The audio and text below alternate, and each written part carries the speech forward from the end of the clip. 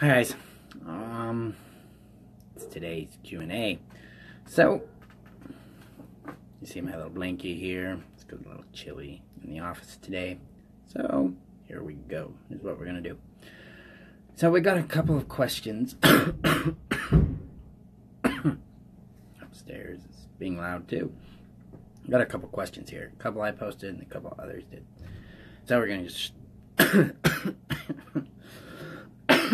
start off with them. We're going to start off with them here. So, first question was dating and relationships post-codependency.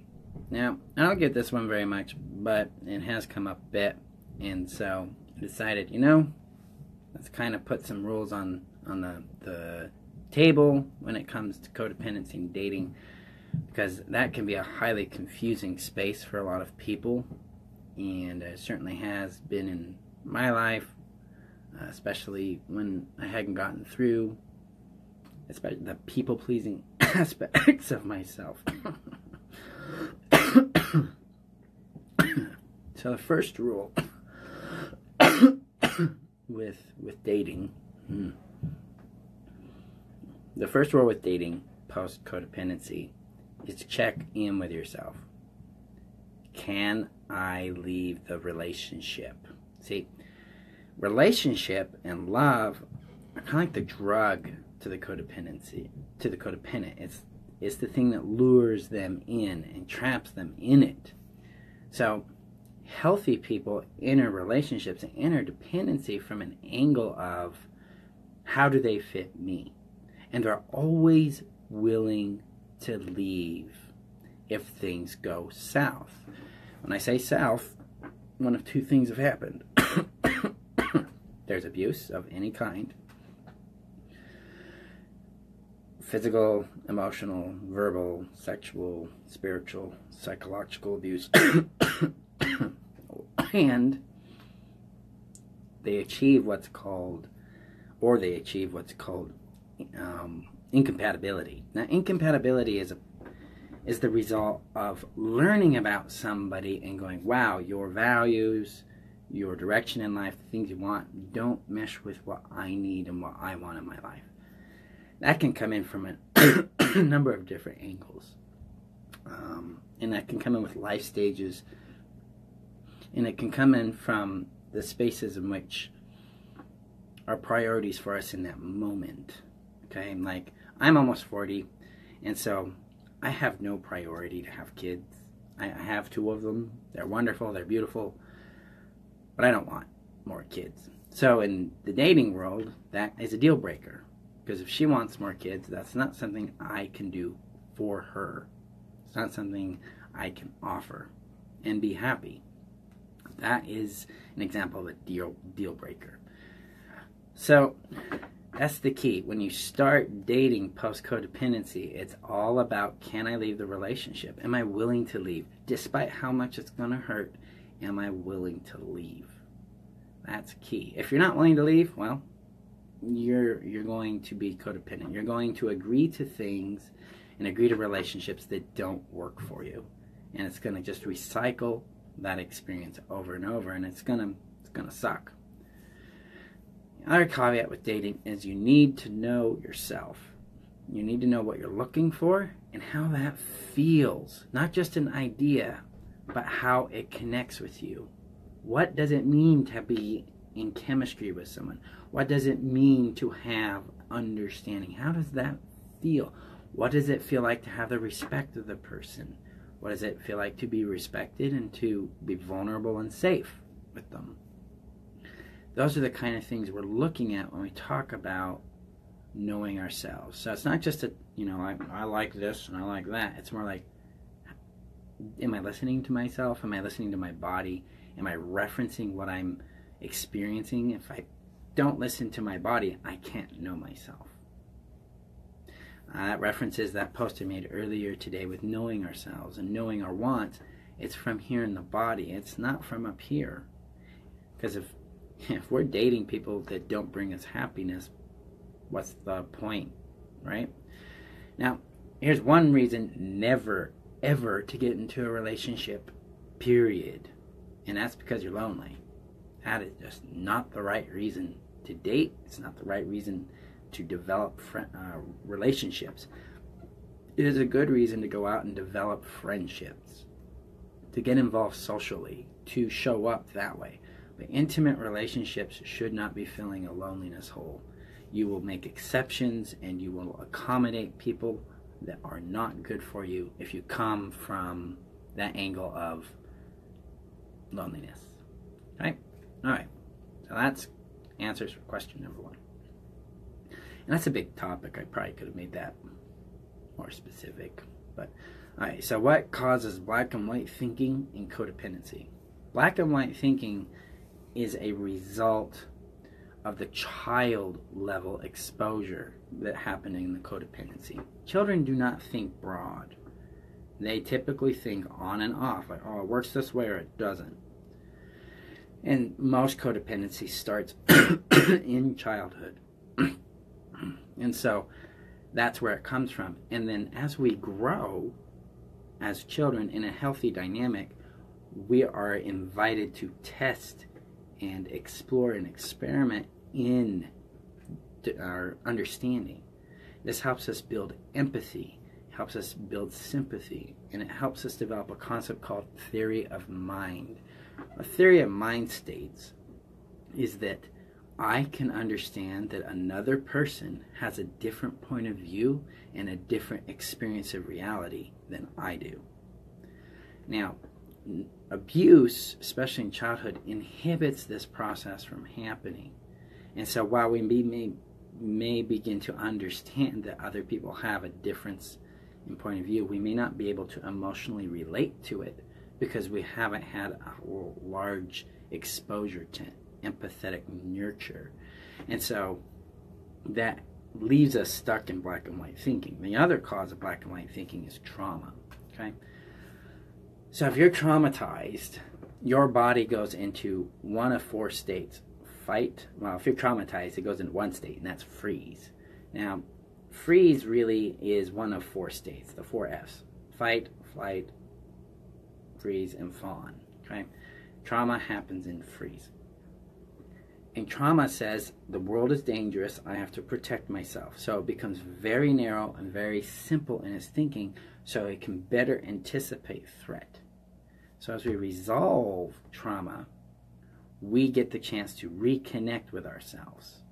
And we get to say, ooh, the world is more than just danger or not danger. That's like a spectrum. It's a rainbow, per se, of options out there. And a lot of times, what we begin to find in that is we exclude one or the other, when reality is that both exist. So, a good example of this would, from my history, from my past, was I used to frame people as all good or all bad. I needed to trust everyone or trust no one. And in my own, through therapy and through a lot of healing, I began to realize, I don't need to trust anybody.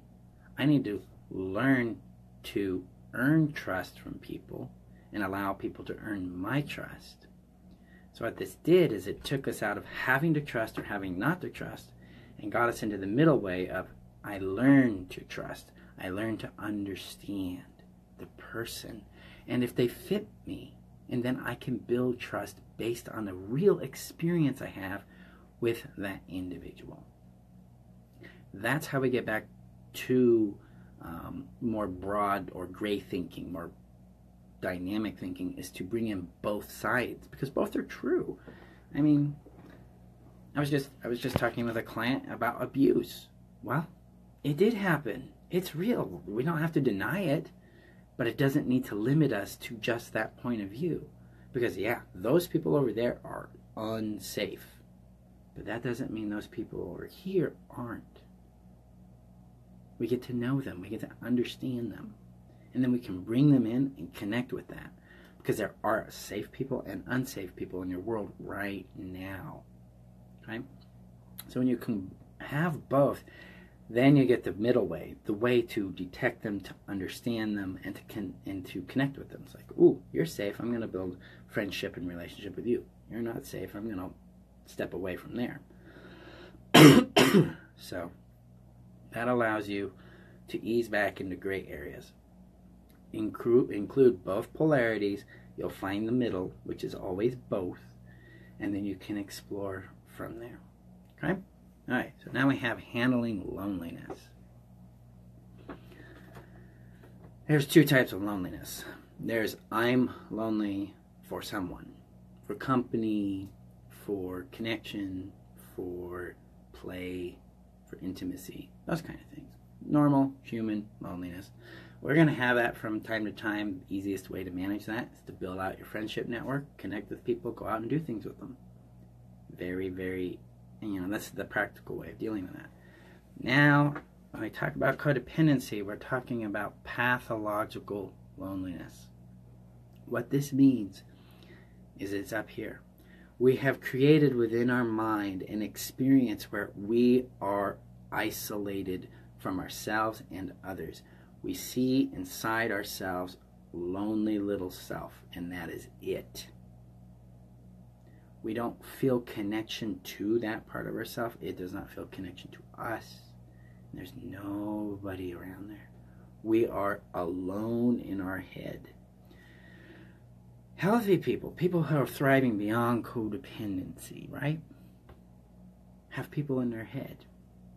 They have role models running these little internal selves connecting with each other. They have model parents. They may not have had healthy parents, by the way. So this isn't, when I say healthy people, I'm talking about people who are thriving beyond codependency. I'm not talking about people who have never been codependent. I'm talking about us and where we're going and what we're accomplishing here with our work together with the 10 laws and with our group. Okay? So, like for me, I dealt with a lot of pathological loneliness. I grew up with a mom that was emotionally unavailable. She's physically present, but she never really involved herself in a lot of things I did. The computer at the end of her life was the thing we had in common. Okay? So that's where I felt most connected to her. Now, in my head, I can see, I could go back there. I used to see myself as a lone child, a lone little toddler, and then everybody was outside of me just doing their things, but nobody was turning in to pay attention to me, to connect with me, to understand me. And then that's where the isolation came in, because nobody's paying attention, nobody's valuing me, nobody's including me in their world. And when I want to be included in their world, they're like, go back over there. Okay? This is the kind of experience or modeling we experienced in the real world. Well, that created the tape in our head. That created the video in our head of being excluded. And this is where that pathological loneliness comes in. The way we heal out of that is first we got to become aware of it. I'm like, ooh, here's my video, me being alone. And then we need to come back to our body and find that. He or she will show up real quick. You'll feel it somewhere really intensely. That's when we start to hold ourselves. That's when we start to acknowledge ourselves. When we start to be present in that space with that aspect of ourselves. Such a key element. Now, I can guarantee you that little part of you, that younger part of you, they may not even hear it. They may scream and holler and run away. They may deny it. They may push away from it. It's going to be uncomfortable. It's going to hurt. Your job, you only have one job, to show up and receive yourself with only love. It's like coming closer, coming closer, coming closer. This part of you has been neglected and hurt and displaced and dismissed. So naturally that part's you're going to go, I don't trust you. Go away. And then you're going to show up again and again and again. And eventually that part's going to open up. It's going to warm. It's going to thaw. And he or she's going to start letting you touch her with emotion a bit. he or she's going to let you into her space a little bit. He or she's going to need something with you and from you, and you're going to contribute it, because this is what love does. Our job is to receive them and then to hold them, to protect them and keep them safe, to give them love. This, paradoxically, is how we learn to love. How we learn to love ourselves. It's how we learn to feel it again. And out here in our world with pathological loneliness, we need to start validating the connection we have with others and the connection they have with us. So we may not feel it with them, but if they're saying, hey, Marshall, I love you. You're an awesome person. I feel connected to you. My job is to acknowledge and allow that in. I may feel weird about it. I may feel numb about it. I may not feel anything about it. I might feel teary about it. I might feel uncomfortable or even angry about it. So what? I receive all those feelings, but I also include the connection so that I can be seen. I can be understood where I'm at. Both at least with myself, and then if it's truly a safe person, I might share with them what I'm feeling. I've done that a number of times. People have shared their connection with me, and I'm like, yes, thank you. You know, that really hits right here, and it brings up a little sadness, but joy. I'm grateful that you've seen me, that you've witnessed me. That is how we start to help our brain and our body realize that reality isn't the same anymore. We really are more included than we realize. But we have to begin acknowledging it and allowing ourselves to touch it and allowing it to touch us. Now let people in gently and slowly that prove themselves as trustworthy, and then deal with the feelings that come up with love. Embrace them. So healing loneliness, especially pathological loneliness, is both an internal connection and an external connection. It takes both. And fundamentally, pathological loneliness is the result of abandonment.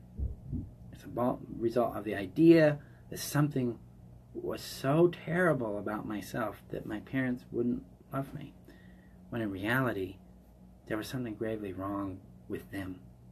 They were the ones struggling, not me. Their displacement, their push away, their distance from me was about their heart and their pain. And once my inner child started to accept that, I was able to move past a lot of the abandonment pain. And it shows up now and again. I mean, I'm not making any claims here that we just suddenly are free from this. Our job here, our goal here, is to learn how to, one, manage and then expand. Okay? Because coping is like, I'm just stuck in my cycle here. I'm just going to deal with it over and over. Management or evolution or thriving is about, ooh, here's my pain again. I'm going to bring love more into this space. I'm going to let it teach me. I'm going to let it show up for me. I'm going to let it guide me. And then we come out the other end stronger and clearer. Because it's here in the body. That's why I put that follow process up a few days ago. Because when we learn to follow, we learn to listen to our bodies. We learn to listen to the inner child, and we can connect with them again. I spent, what is it? It's 5:30 now. I spent this morning and yesterday evening just following. Because this time of year can be really hard for me. Because there's good 30 years ago, my mother was dying during this period of time, and there was a lot of chaos happening. And that little boy didn't know what to do. And just a 10-year-old boy trying to figure out what's happening with life. Nobody was there until his older sister showed up and gave them a safe place until my parents went crazy on her. So it was he just needed to be heard. He needed to be received in his anger and his sadness. Because with that situation for me, it's always both. sad she's dead, and angry at how people did not take care of us. They just didn't do a shit thing that they should have done. Like, hey man, how are you doing? Come here, let me hold you, because this is a terrible and terrifying situation. No, you'll get past it. This is a lesson from God. No, just bullshit. So I sat with him and I gave him that space. Now, this didn't come up like that clearly for me for a while. I'd been feeling a lot of pressure and stress with business. And then this started coming out. It's like, I'm not going to be loved if I fail. I wasn't loved when I needed support. So it wasn't really about the failure. So that has a factor in it. The louder voice was I didn't get support. So by following, by leaning into it, by bringing it all in with love, I was able to reconnect with him again. And then it took a while, about 4 hours. But it all melted away. He's still chompy. He's right there physically. And if you look at it in a sensation way, he's right there. And he's chompy, but he's safe. It's like, I've been hurt, I'm okay, I can get through this. He's grown. He's matured a bit. He sees that these things that happened to him aren't his fault. They were the fault of the parents. The parents didn't have the skills, they didn't have the abilities, but it also isn't my problem. I can still have my feelings about their failure. And that's the beauty of this. We're not obligated to be compassionate on the failures of our parents. It comes back to that second right, the right not to care. That's why I chose it this week with that experiment. It's because it's so important not to force ourselves to care. Our empathy is a gift, not a right. And our parents aren't entitled to it. Now, if we do care, great. If we don't, great. Often, you're going to find that you do care and you're angry. You do care and you're disappointed. And that tells you you're in the right position with them. Because you have empathy, you care, but they have not approached their pain in a way that was healthy for you or for them. Because you were made the parent in the situation, little floaties, and rather than being the child. See, they put their pain on you, when in reality they should have been resolving their pain outside of their relationship with you. So, okay, that's a lot on the loneliness, but and how it tapped into the abandonment. So, I will be doing, with the development of the 10 laws in the primary course here, with foundations coming up, there's going to be sub-courses, meditations, and guides on these things to help nuance it. And there's one key element here that's really important, is connection. We have to connect with other people. It can't be done in a vacuum. And so that's partly why I have a group. So we can connect with each other. We can build that that way. But also in your life, friendships, safe friendships. Sometimes it feels like a catch-22. Well, Marshall, how do I build safe friendships when I have habits of choosing people that I want to fix or please, or they're narcissists or whatever? Yeah, that's why I designed the system this way. Is the first run through the 10 laws is really about understanding ourselves. The second run through is building that out into other relationships, primarily friendship relationships. The third run through is expanding that intimacy. And the fourth run through is when you can start running towards like romantic relationships, things like that. So there's 4 levels to these things that'll come out in the course. But the first step is always with ourselves. Now, if we have existing friends and family that are safe for us, we build them into that network immediately. We invite them, we ask them, hey, I'm starting to face this shit in my life. I'm starting to face the codependency and the abandonment and the pain. Will you be there with me? Will you join me in this? Invite them along for it. And if they say no, it's okay. They're actually respecting you when they say no. If they say yes, that's okay. They're respecting you when they say yes. Trust them. Allow them to show up in their way, but be willing to ask. If you if you're really in a moment where you need someone to reach out and care for you, ask. And ask people who you have invited into that space. That way you learn how it's safe to ask and it's safe to receive from them. And we're not in the codependent, passive-aggressive approach to things that are going on that we often do as codependents. So that's, yeah, there we go. Okay, let me see. There's one other thing I want to shoot at here. Computer is being weird. Computer.